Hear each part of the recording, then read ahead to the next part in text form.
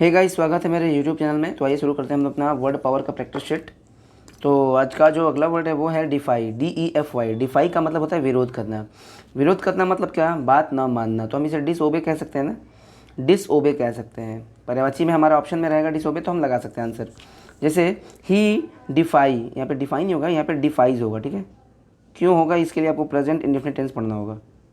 He defies the orders of the court. वो जो court का जो ना, अदालत का ऑर्डर जो आता है ना, उसको डिफाई कर देता है, उसको विरोध कर देता है, उसकी आज्ञा नहीं मानता है। ठीक है, उसको नहीं मानता है, वह कोर्ट के आदेशों का विरोध कर सकता है। अच्छा, कर सकता है तो कर सकता है, तो यहाँ पे कैन भी लगा सकते हो, और कैन के बाद तो डिफाई एकदम सही है।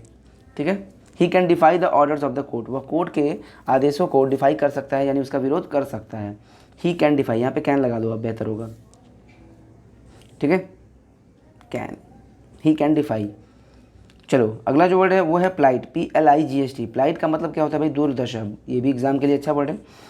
प्लाइट का मतलब होता है दुर्दशा, जिसे हम प्रेडिकामेंट कहते हैं। प्रेडिकामेंट, प्रेडिकामेंट स्पेलिंग याद रखिएगा, और बहुत ही स्पेशल वर्ड्स हैं एग्जाम के लिए। जैसे the plight of the farmers, यानी किसानों की जो दुर्दशा है, आर इंक्रीजिंग।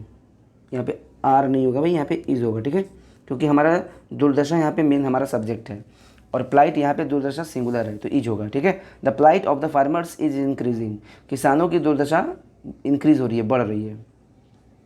अगला जो वर्ड है हमारा वो है लूसेंट। ये भी बहुत शानदार वर्ड एग्जाम के लिए। लूसेंट का मतलब होता है चमकीला, चमकता हुआ, जिसे हम लोग ल्यूमिनस कहते हैं। ल्यूमिनस, ल्यूमिनस का भी मतलब होता है चमकीला, चमकता हुआ।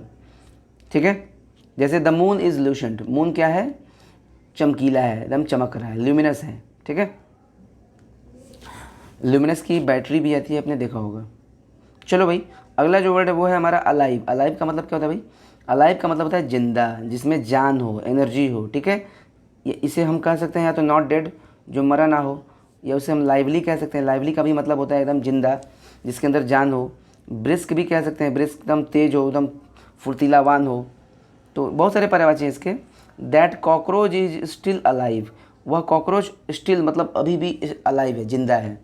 जैसे होता है ना, कोई कॉकरोच है और वो गिरा पड़ा है कई दिन से, लेकिन उसके हाथ पैर हिल रहे हैं, तो हम कह सकते हैं कि भाई अभी भी जिंदा है, इसके अंदर जान है अभी भी। तो that cockroach is still alive. अगला जो वर्ड है हमारा वो है कंप्लाई, COMPLY। ये भी एग्जाम के लिए अच्छा वर्ड है, कंप्लाई। कंप्लाई का मतलब होता है स्वीकार करना या किसी की बात को मान लेना, इसलिए इसका हम लगा सकते हैं आंसर ओबे। ओबे का मतलब होता है बात को मान लेना, स्वीकार कर लेना। तो I cannot comply with the rules. अच्छा, ये बात हमेशा ध्यान दीजिएगा, कंप्लाई के साथ विद आता है प्रीपोजिशन। अक्सर एग्जाम में विद को गायब करके भरने को देता है, इन, ऑन, विद, बाई ऐसे करके। तो अब कंप्लाई के बाद विद भरिएगा, ये एकदम दिमाग में बैठा लीजिएगा। तो I cannot comply with the rules of this game, मतलब मैं इस गेम्स के रूल्स को ओबे नहीं करूँगा, मानूंगा नहीं, इसका पालन नहीं करूँगा। ठीक है, स्वीकार नहीं करूँगा। तो ये रहा कंप्लाई का मीनिंग, स्वीकार करना या उसको मानना या उसकी आज्ञा मानना एक तरह से। ठीक है, तो कंप्लाई के और भी बहुत सारे पर्यायवाची अगर आपको पता है तो कमेंट बॉक्स में जरूर लिखिएगा। वीडियो को लाइक करिएगा, शेयर करिएगा, और चैनल पर नए हैं तो इसे सब्सक्राइब भी कर लीजिएगा। Thank you.